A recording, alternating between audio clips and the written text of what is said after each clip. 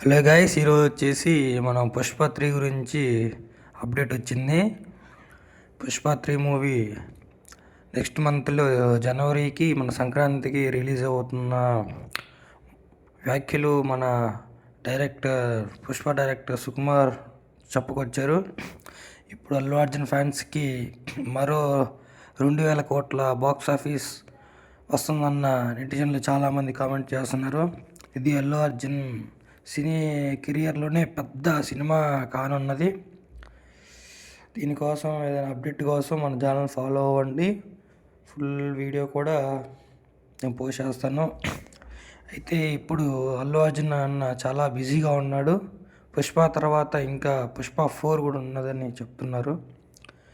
ఇది బాహుబలి రికార్డ్ని 1 డేలోనే 2 డేస్లోనే cross చేస్తాన్న statement కూడా ఇచ్చాడు మన సుకుమార్ డైరెక్టర్ గారు. చూడాలి మరి ఈ సినిమా ఎన్ని రోజులు ఆడుతుందో. Okay guys.